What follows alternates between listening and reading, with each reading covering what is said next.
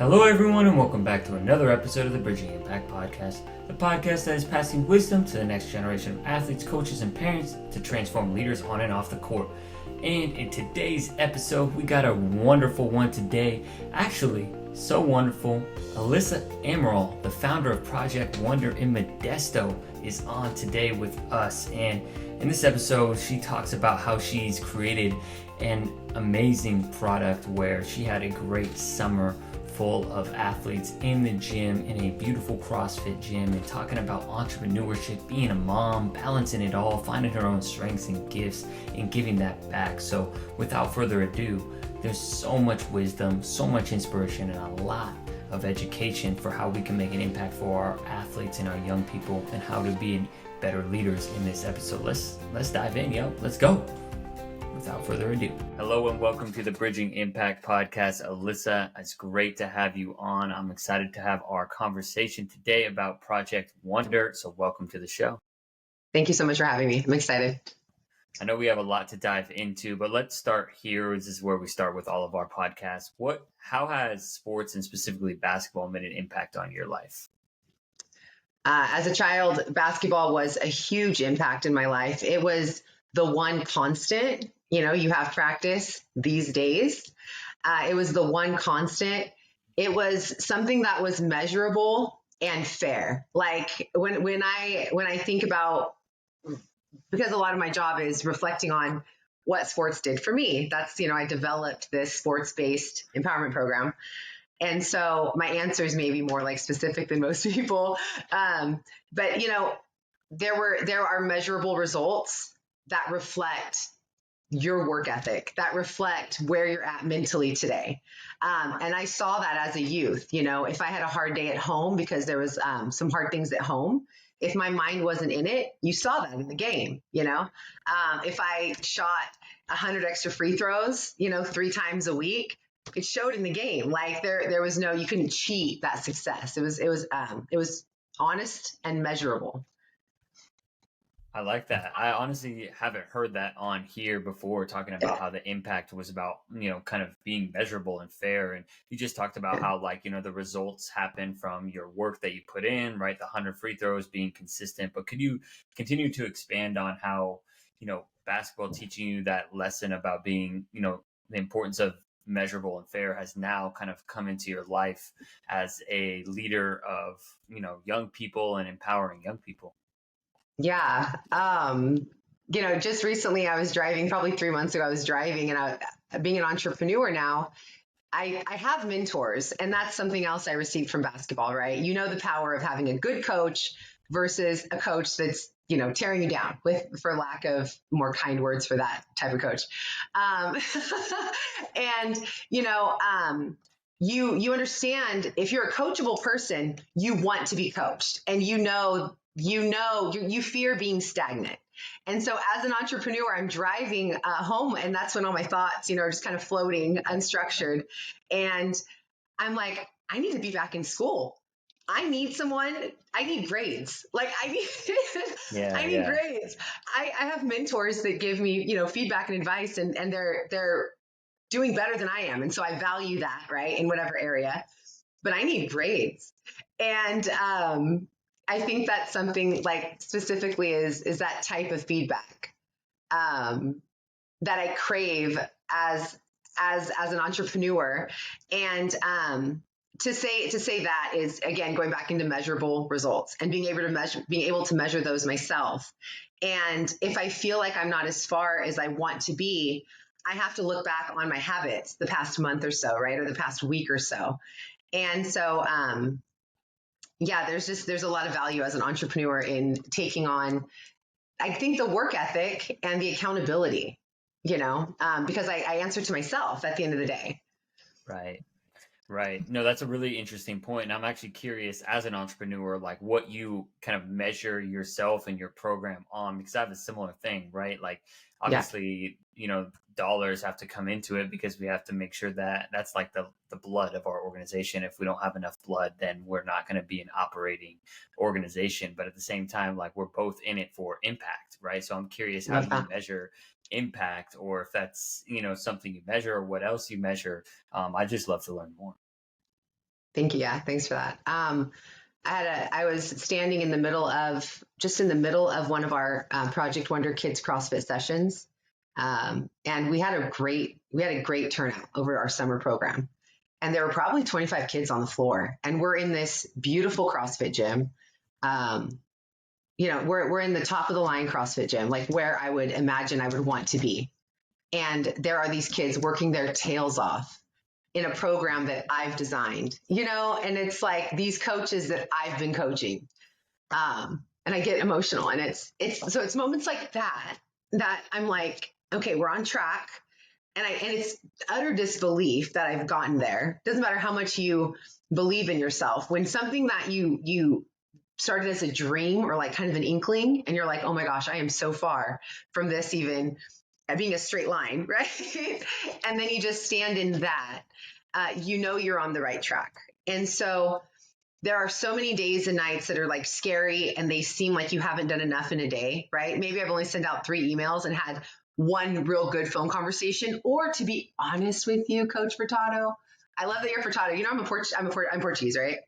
Okay, same. Yep. Yeah. So Furtado, I'm like, he's a Furtado. Okay. Anyway, so there are so many unknowns, and there are so many days where I'm like, what did I even get done today? And to be honest with you, there are some days where like I'm not in the space to be able to be productive in whatever lane. So I just have to like get some posts out on social media, right? I just need to make sure that my programming is good for tomorrow. Like, and that's my capacity. And I have 2 kids. I'm a single mom with 2 kids. So some days that's just my capacity. So the longest way ever to answer your question, I apologize. I have milestones and I have dreams, Now my next dream is to be standing on the sidelines of our first girls flag football weekend, right? Like, and then that is going to be like, holy crap. Like, okay. There are little landmarks, to that. I have my first like real board meeting. Our program is a nonprofit. And so that's a whole nother animal that I've had to learn how. I had no plans on running any type of nonprofit organization. I get that, yeah. I am not an administrative soul. I didn't even know what that word meant until like 4 years ago, right? Until I started this. Right. So, there are these little obstacles, but like that's the big goal. So it's breaking it down, just like anything else, right? You break down your game. I love watching your videos because basketball is this whole big concept, and you're like, gosh, I have to be an athlete and I have to, have all these components, when really there are basics that make you like solid, right? And that brings confidence.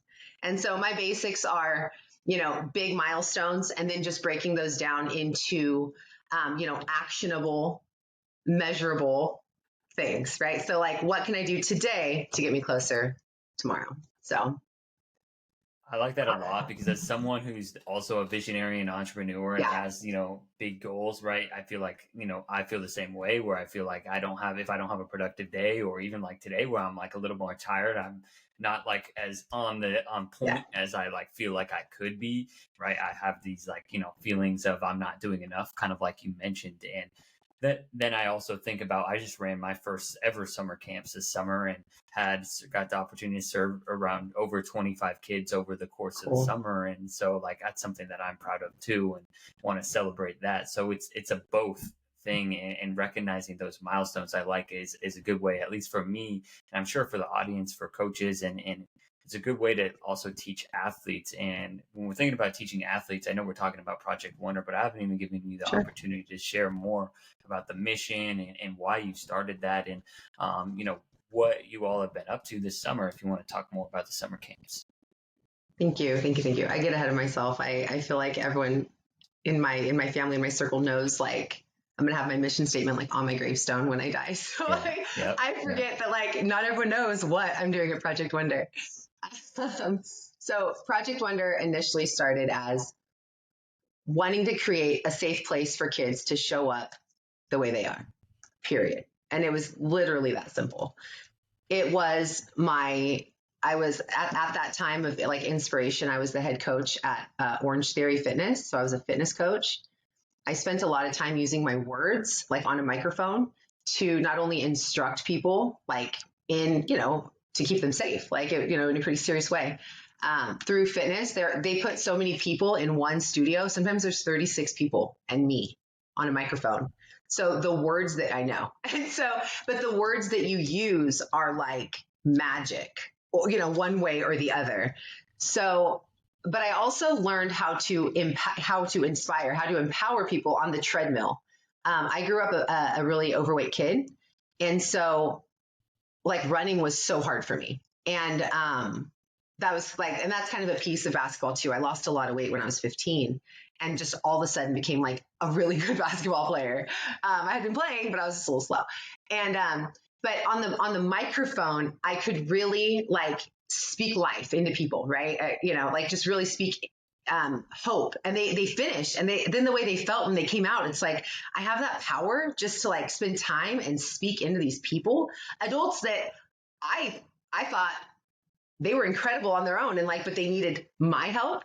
And so from wanting to create a safe place for kids and then seeing like this gift that I felt I had, Project Wonder, it all started to come together. And kind of like I said, when something becomes a dream, how the hell do you make it into like a linear like plan, right? And it was just kind of taking where God had me at the moment. So I had a dear friend who had asked me if her daughter could actually come to Orange Theory because she didn't want to be in a swimsuit the entire summer. And that broke her mom's heart, like to see, right? Her daughter wouldn't wear a swimsuit. She was like 11. And she's like, can Miley come in and you just speak life like you do to us to her?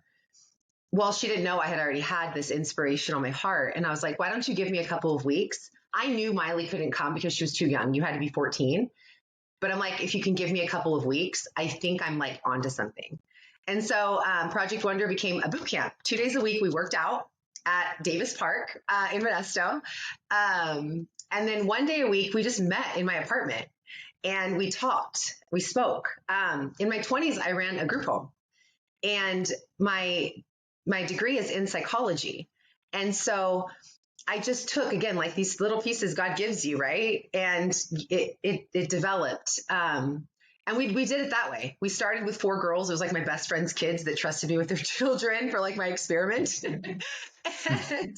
And we talked about bullying and body image. And it started with just girls because that's like what I had available. And it grew. And then through COVID, the idea that our kids just need a safe place to like come together, that took off again, right? Like we were okay where we were at. And for like 6 months, I found a location. It was all privately funded. So everything happened kind of slow. I would coach over here and raise money, raising my kids too, and then try to grow as I could. But during COVID, I actually was battling some health, like physical health stuff. And so I had to slow it down. And so we put on a few events. We took a whole break for like 6 months and just put on, like, I remember we did like a 4th of July celebration and like a spring, like get together. And I used that time off to really develop our vision. And our vision is to empower young athletes and develop character in young athletes. And because business-wise, you have to pick a niche, right? It's smart to pick a niche. You're much more like focused than I am, and I admire that. But with my goal and my developing a curriculum that can be repeated and molded, our goal is to reach as many athletes as possible. And while we're in the CrossFit space, and I develop CrossFit like workout templates, it's our empowerment curriculum that we've developed that really sets us apart. And it's our coaches program. We have a program where we coach our coaches it's called relationship-based coaching. So it teaches our coaching how to be available to their athletes, not just be there because someone needs to know CPR and someone needs to teach form. But so what we're doing at Project Wonder is we're partnering with sports organizations and developing curriculums alongside of these organizations. We have templates, we have a curriculum overall, but we're partnering with these organizations to bring empowerment to athletes, specifically athletes. And that ties into my loving sports. I was a swimmer and a basketball player growing up, but I was really overweight. And when I lost a bunch of weight, very strict on Weight Watchers, I was like, I should have been a spokesperson. They owe me money. Weight Watchers, if you're watching, hit me up. But I lost like 100 pounds in like a year. And then all of a sudden, I was a really good basketball player. All of a sudden, people expected different things from me because my confidence shot up. And then it was like a really scary place. Like imagine, I don't know, like shooting up on an elevator and you're on a really small platform because you have no foundation under that, right? To like work off of. So all of a sudden I was offered multiple college scholarships. And I was not emotionally or mentally, well or available enough to manage that. And so it's really just, it's taken 4 years, and kind of like when we went back and you said like being a visionary, it's a really scary thing to be a visionary. It's rocking if you're like full of faith and like you have a ton of support behind you, but it still has such scary moments because I spent 4 years really not knowing where I was going with this, spending lots of money, making a dollar stretch more than I needed to if I were just in a career that like my degree allowed, but the vision is finally there, and like the curriculum is there, and we're moving into our second CrossFit gym here in the next couple of months, and we had a really cool program over the summer in Arkansas because we had a mom who like believed in what we were doing, and when they moved, they took it out there, and so. It's really, the word empowerment, I think, to be honest and blunt, is overused. And I think that I'm almost kind of numb to it. And I think we as a society is like, oh yeah, empowerment. Ooh, like we're all equal or whatever it means to everyone. But I feel like we're becoming callous to it. But really it's empowering young athletes so that whatever field you're on, whatever classroom you're in, whatever office building you're in, you're just able to stand in like who you are off of the court, right? Like, what are your values? What are your strengths to the team? I don't care if you're 90% at the free throw line. If you're not loving on your teammates and you're not able to help people pick their chin up who's not 9 for 10 on the free throw line, I'm good, man. Like, I'm good. And how is that attitude reflecting off the court, right? And it's not doing our kids any favors to have attitudes and mindsets like that. So we're empowering young athletes. I'm giving you the longest answers in the world today. I hope that's okay, Coach Furtado. No, I love it. And I have a lot of questions, but my original question was just, you said words are magic, and you mentioned that the words are magic both ways. And I feel like what you were talking about, sharing about your story around how you are one of the gifts that you have been given is the ability to speak life into people. And I feel like I have a similar gift, and I'm just curious, just as someone who wants to learn right now, I would love to hear, how that foundation for words are magic has really transformed your programming and your curriculum and coaching the coaches, because that's something that I have aspirations of as well. And the relationship base it's so much more important than teaching someone how to shoot. Yeah. I mean, I'm not going to sit here and say I could care less about how to shoot, because that's important too, but what's way more important is to have a positive relationship with an athlete, so they can trust me, so that way I can, speak life into them, and so that I can, continue to live their purpose or help them find their purpose beyond basketball, right? Mean, everyone hangs up their shoes eventually. Most athletes I work with are not going to play college basketball, if anything, not professionally.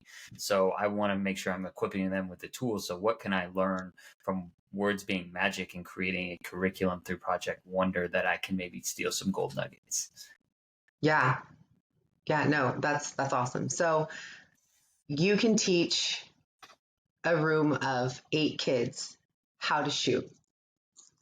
The kids that respect you as a human, as a coach, think that you are invested in them, they are going to listen hand over fist more than the kids that aren't even able to meet you in a respectful space, right?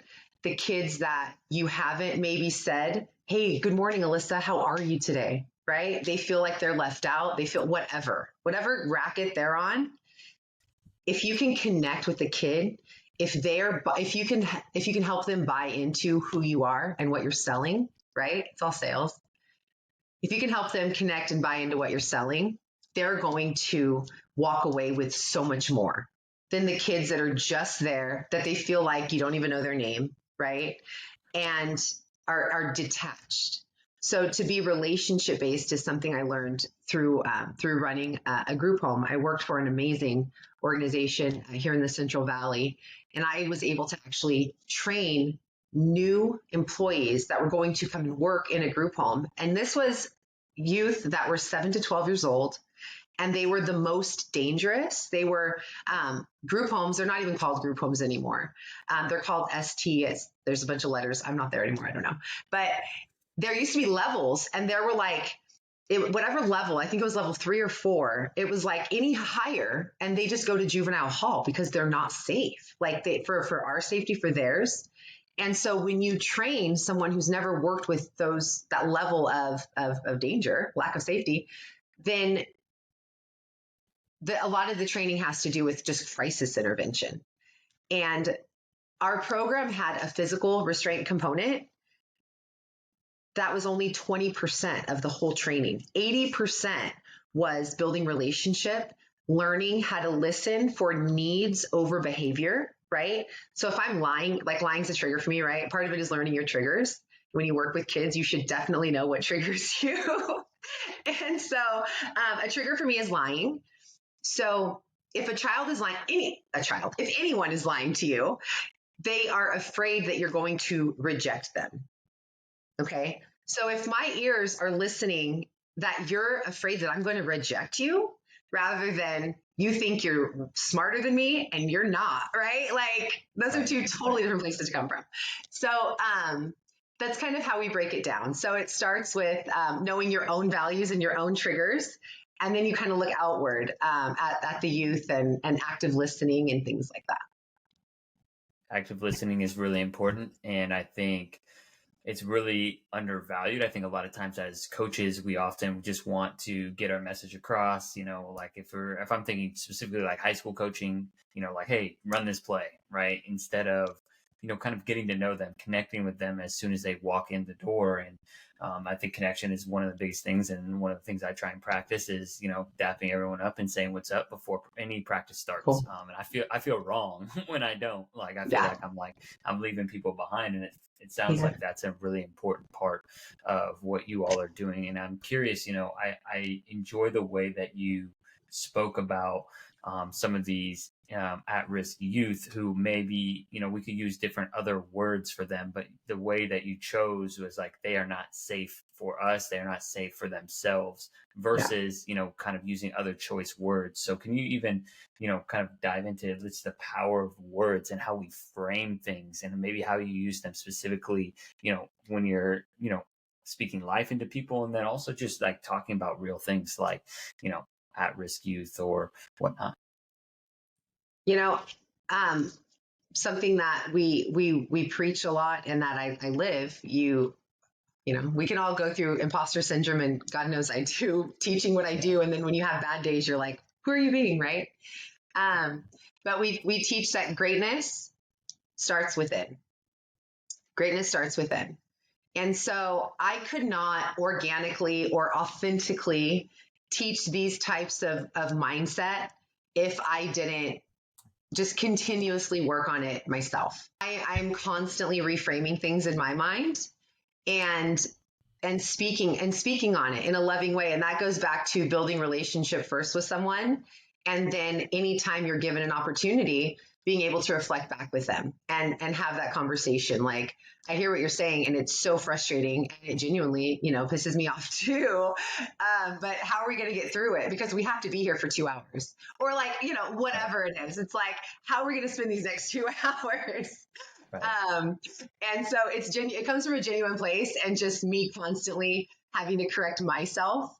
I'll look back on these next 5 years someday and probably really laugh and at just the level of stress and like recently I got burned, like in business, like I got burned and like some shady stuff happened to me from an organization that was a Christian organization. And so like the reframing that had to happen and like, right, of like how I'm going to go about it and who am I going to be in this situation. It's real, man. And I listen to Tony Robbins. Like, I don't care how corny that sounds. It's like, I put that stuff in my ears. I wish I had time, honest to goodness, to read more. I love to read. I've been trying to read Atomic Habits or whatever for, I'm not kidding you, 6 months. It's like 5 pages at a time before I pass out. And I could probably listen to audiobooks, not my style. So it's really just constantly working on myself and trying to be as authentic with what I'm teaching as I can. And I'm sure that I have deterred friends in my life from maybe always being a coach. I know my oldest loves to be like, can you just be my mom right now, mom? And I'm like, oh, okay. How can I do that? Let me think. I don't know. I'm doing my best. That's funny. I think that is really important. I think I kind of recognize that sometimes too, where it's like where something happens and like the initial reaction is just to complain. And one thing I've been trying to catch myself with is like, okay, we can only complain for so long. Like we gotta, if I'm going to preach, being a problem solver to my athletes, then I better start doing that myself. So I've had to kind of do my own work with it. And, I listen and read similar things, and I used to be a better reader, but now I'm kind of slowed down quite a bit as well. But with that, like, you're talking about working on yourself a lot. I'm curious if you want to, continue to expand more on how do you reflect in your daily process and make sure that you hold yourself to that, standard and, holding yourself to greatness starts within, and how do you work on that daily? Man, that's such a good question because like, I come from a childhood where my parents were like honest, hardworking, like wonderful. And I went through a lot of abuse that I worked really hard to hide from them. So it was a lot of trauma in my childhood. And then my late teens, this eating disorder developed. I became bulimic after I lost weight. And then after a friend of mine was like, oh, you can like get rid of these calories. And I'm like, what? And it was a horrible, horrible nightmare of like, right, all that. Because then I moved to Tennessee and that stress and like feeling like I wasn't good enough. And that was a very unhealthy coaching environment that I was in, that I put myself in with that school and that coach. And so my 20s were filled with like trying to heal and going, like seeing the therapist and seeing the right doctors and like doing the movements, right? Like a robot. And then when I turned 30 and I was a mom already, I had my 2 girls and I was married, and I had to really look. And I had this moment where I was 400 pounds and I couldn't get off of the floor. And I had just experienced a really hurtful moment in like my marriage. And I was just like, okay, literally this is rock bottom. And like, I spent a lot of time as a kid asking God very clearly, like, why is this stuff happening? Because I was struggling to keep it a secret while like my dad was still this cool, like cowboy guy. We had all this cattle. I got to like ride horses. I was like throwing calves, like who gets to do that as a kid? It was like such a fun childhood. My mom was a nurse, like whatever, just why is this happening? And I had the capacity as a young kid to be like, okay, this isn't cool. Like, I don't deserve any of this, right? So that moment when I decided to change my life and I took steps, I joined a boot camp that we really couldn't afford. I started going to a Christian church. I never felt connected. The Catholic Portuguese culture is a beautiful culture. I just didn't feel connected. So I started going to church and I started working out, like seriously joined a boot camp. That changed my life. Healing started then. So healing started then. Everything that's come from that, I've been focused on that. And that's mindset has a big thing to do with that. Okay. I tell you all of that to tell you that I have times when I look at where I'm at and I have to be really honest about what eyes I'm seeing it through. Like, let's be realistic. How far have I come today?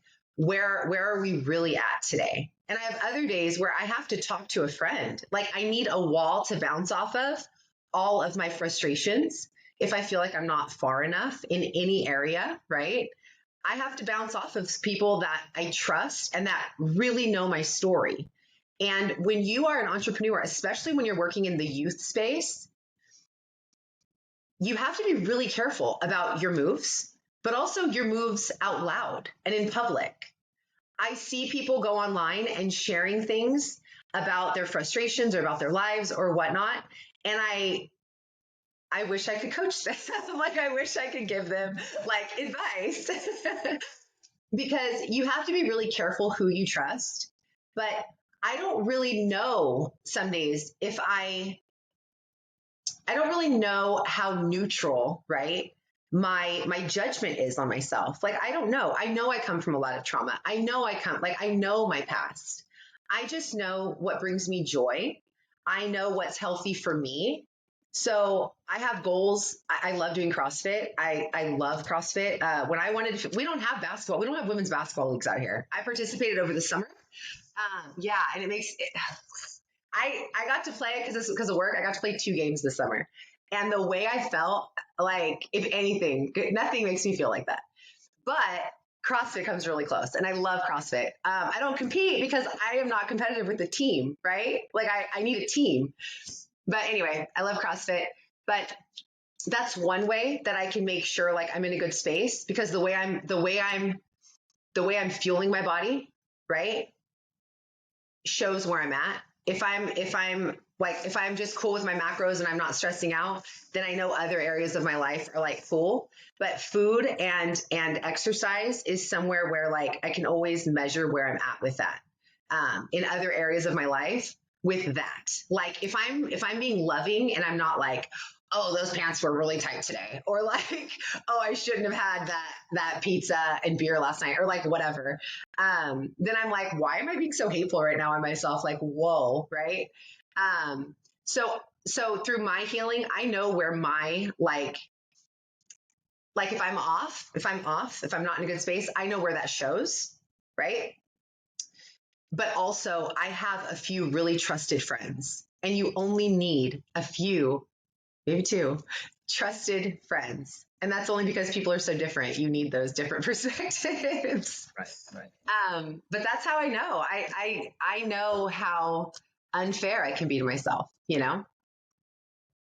Yeah, we are our own worst critics, but I think you bring a lot of wisdom with what you just shared and sharing your story. And kind of what I hear is like you kind of beginning to understand and of course, over time, your priorities, right? What is most important to you, your story, what pieces have really helped fuel you in this journey of Project Wonder and empowering athletes, but also how you show up for those athletes, talking about your macros, my exercise, and, kind of, we got to get a league up there. I mean, 2 games in the summer, that's not enough. That's not enough. It was talking about magic, like no words needed. It was just like, here we go.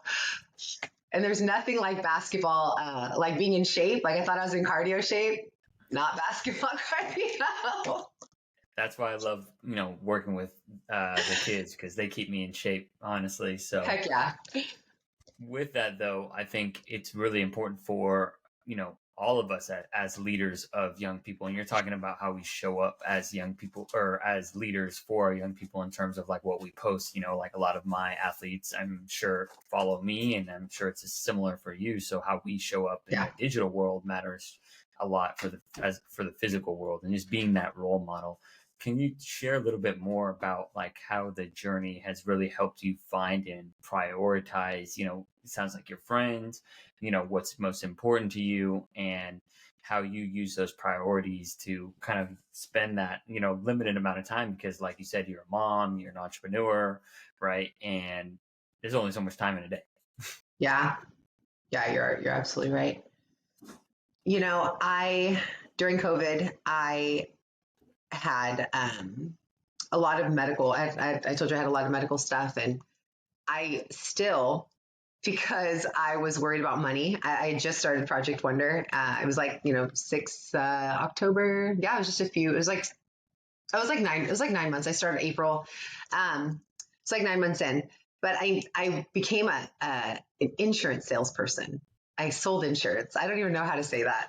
And I could probably sell ice to Eskimos, right? Like if I believe in it enough, I don't know. And I thought I would enjoy it. And I didn't. I hated it.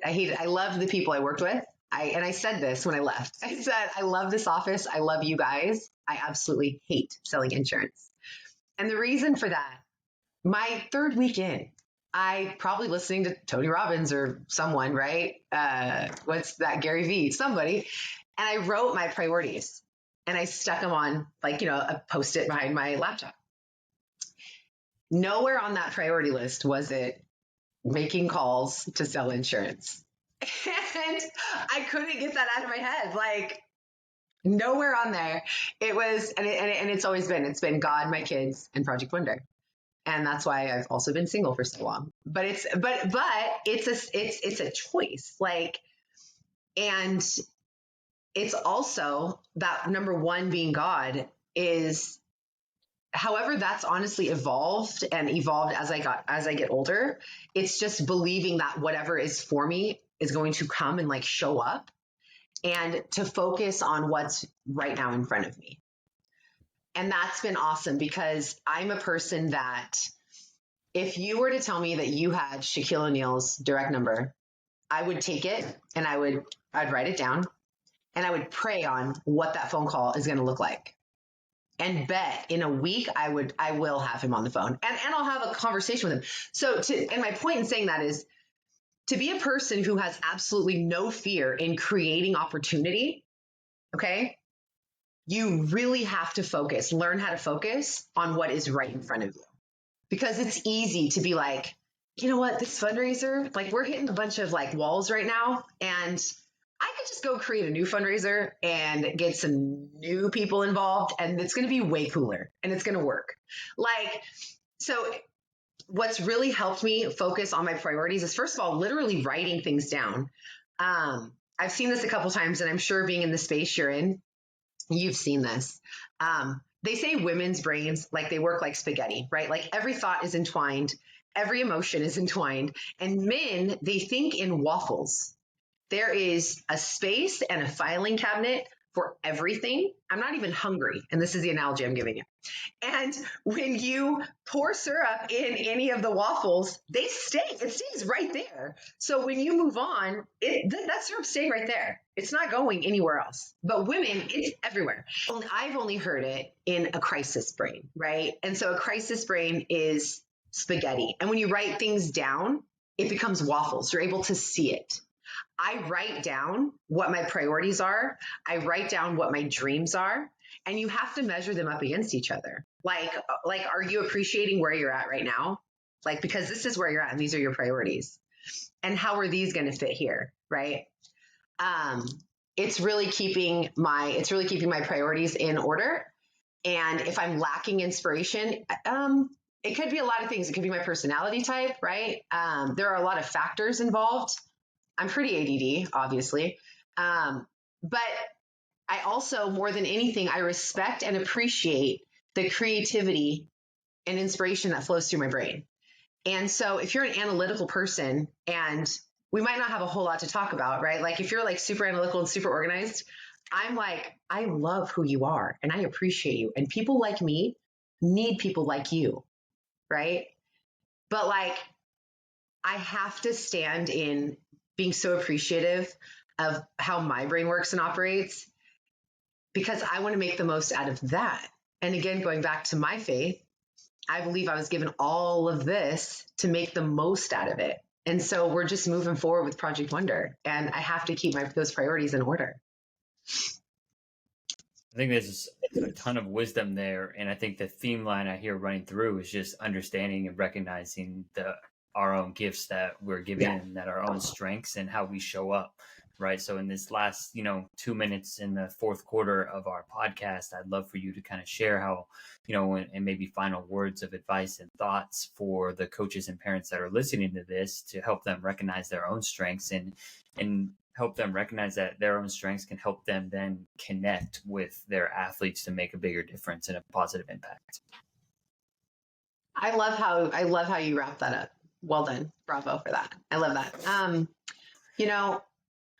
little things might seem silly, but like growing up and being a Christian, growing up Catholic, no one wants to talk about like, what's your sign? Don't do that, but I was always amazed at how accurate I'm a Gemini. I was always amazed at how accurate that was. As the adult version of that, and if you're into astrology, don't hate me. Let's say the more studied, I guess, in a scientific way would be, these personality tests. Take the Enneagram, 16personalities.com. That's the Myers-Briggs personality index, I think it's called.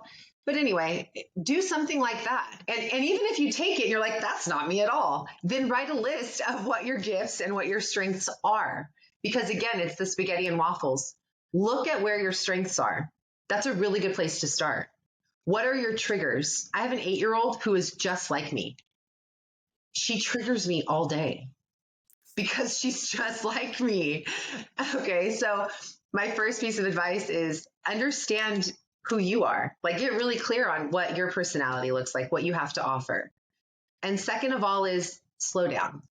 And that's a life lesson that I'm taking. Like you said, and I get your vibe. You walk in, you're giving high fives, and you're like, we got to start drills. It's like 02 or, whatever, right? And it's like, even if you were to take a deep breath and turn around and be like, how's everyone's day? And everyone's just like, whatever, laugh, be like, same, man, let's go, right? Like, whatever it is, it's to slow down and just give a little bit of yourself.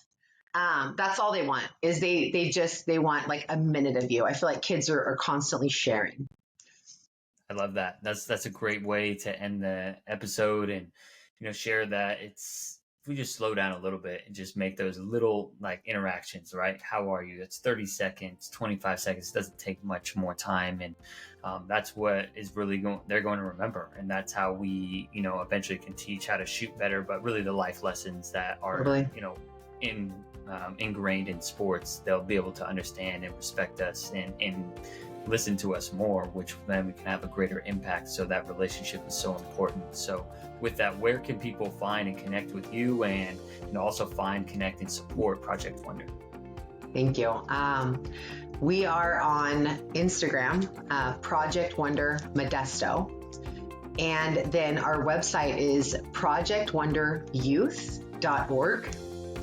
And we funnel into that another website that's project-wonder.com, but projectwonderyouth.org. Thank you for your time. This was really, really fun. Yeah, I know. I appreciate you coming on, and we'll drop those links in the show notes, and we'll talk soon. Alyssa, thank you. All right. Keep up the good work, man. Thank you. Thank you for listening to this episode of the Bridging Impact Podcast.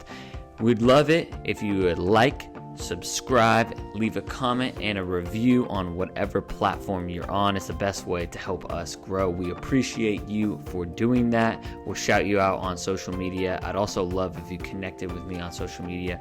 Let me know your thoughts. And this is why I do it. I want to share knowledge and wisdom from experienced leaders to people like yourself and myself, so we can have this dialogue and move forward, make an impact on the world. So stay tuned, stay subscribed.